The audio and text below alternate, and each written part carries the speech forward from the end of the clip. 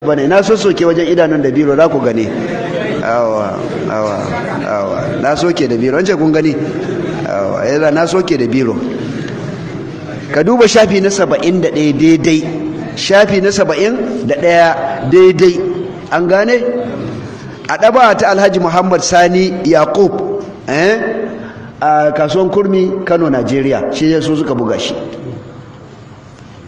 kun san wadda ya bani reference da wannan littafi in duba wallahi tallahi dan dariƙa ne a aikin haji Amina yana ma da ransa yanzu haka na san in yana kan labi ganni dan dariƙa ne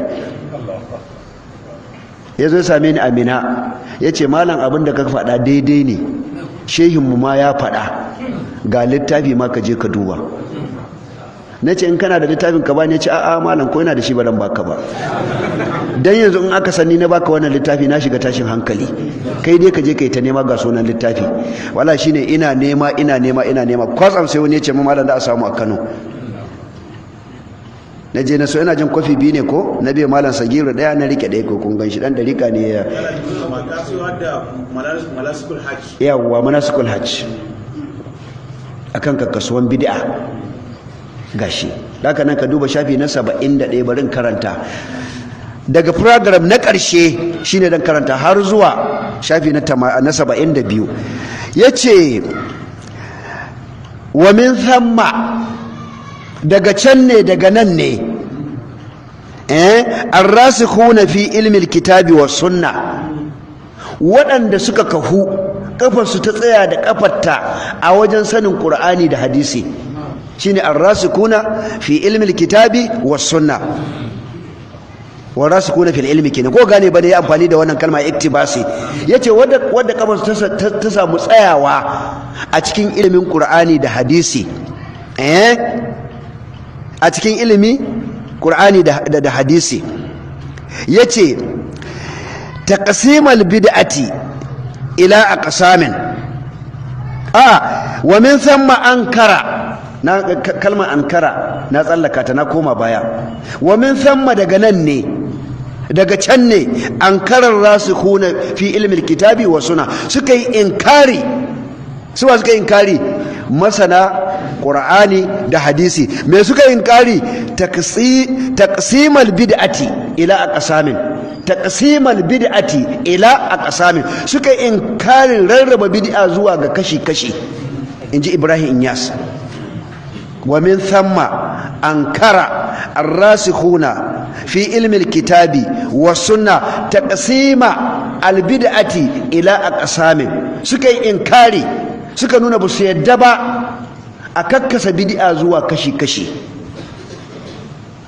sai yace ba waraddu alal qasimina suka kuma maida raddi akan wanda suka raba su waɗannan ar-rasikuna fi ilmi al-kitabi wa sunna suka maida raddi waraddu alal qasimina suka maida raddi ma waɗanda suka kakkasa bid'a zuwa menene kashi-kashi inji Ibrahim Inyas wa nassu suka yi nassi suka faɗa ala anna kullu muhdathatin bid'a alal itlaq suka ce kowace bid'a bata ne kawai sake babu wannan kaza wannan mai kyau ne wannan mai sake kawai alal itlaq suka ce kowace bid'a bata ce ka'inan ma kana duk yadda ta kasance wa man kana da ko yadda mutum ya kasance yace kai wa aina ma kana duk inda ta kasance duk inda aka same ta kawai bid'a ce to yanzu kafin mu je gaba ba suna ce akwai bidiya mai kyau ba sai su ce maka ai tara Qur'ani ma da aka yi a wuri guda ai bidiya ne manzon Allah har ya mutu ba tara Qur'ani a bango ɗaya ba aka kawo shi izo su ta suka ce ba a yi ba suka ce ai wannan bidiya ce amma bidiya ce kyakkyawa to yanzu dubi manzon Allah ya ce alaikum bi sunnati wa sunnatil khulafa ar-rashidin magana ce ku bi sunnata ku bi sunnar sahabbaina shiryayyu ku bi sunnar sahabbaina shiryayyu waɗanda su mai min sune khulafa irin su Abubakar, irin su Umar, irin su Usmanu, irin su Aliyu, ba su ne khulafa'ur rashidin ba, khulafa'ul arba. Anan ya tabbatar in babu sunnan manzon Allah, sunnan wada dauka sahabbai. Idan ba sunnan manzon Allah sai a dauki ta sahabbai, amma in akwai ta manzon Allah ba ruwanmu da sunnan sahabi, domin wanda aka aiko mana wane ne? Manzon Allah, ba aiko mana sahabi ba. Su ma abin da yasa za mu dauka don manzon Allah ne ce mu dauka, ba wai ga kashin kanmu ba. Alaikum bi sunnati, na hore ku bi sunnata, sai ce wa sunnatul khulafa'ir rashidin, da sunnan khalifofi na shiryayyu. Kaga waye mana umarni da mu dauki sunnar su. To idan muka dauki sunnar su akan wani abin da manzo Allah bai yi ba su suka yi, da Allah zai zama bid'a? To kaga daƙiƙancin yan bid'a sai suna kira wannan abun ma wai bid'a ce. Kaga wani akwai daƙiƙanci, akwai rashin fahimta. Mutumin da aka ce ka dauki sunnarsa in babu ta manzon Allah, kuma sunnarsa ka kira ta bid'a, har ma ka matsu ka kira ta kyakkyawa, dan matsuwa yasa suka kira ta kyakkyawa, ai matsuwa suka yi. Ku bata bid'an ta mummuna mana kawai. To kaga tun daga nan suka fara samun matsala wajen rashin fahimtar addini, suka samu kansu rudu. Wannan rudin ya tilasta musu su nemi mafita, dole sai a rarraba bid'a. A ce akwai kyakkyawa, da aka tara Qur'ani a bango guda, bid'a ne. Alhali wanda ya tara Qur'ani wane ne? Abubakar Siddiq, khalifa na farko. Bayansa Uthman bin Affan yazo sake tarawa. To abinda waɗannan suka yi sunan suka ce kiransa bid'a, har kake ce mata kyakkyawa. Kaga akwai kidafunanci, akwai rashin fahimta. Allah ya toshe kwakwalwarsu, kuma ba komai sai Allah ya toshe kwakwalwarsu ba, wallahi kin gaskiya. Duk wanda ya ki gaskiya sai Allah ya toshe kwakwalwarsa, kuma sai ya warware kansa da kansa. Sai ya warware menene? Kansa da kansa. Me ya jawo haka? Kin gaskiya.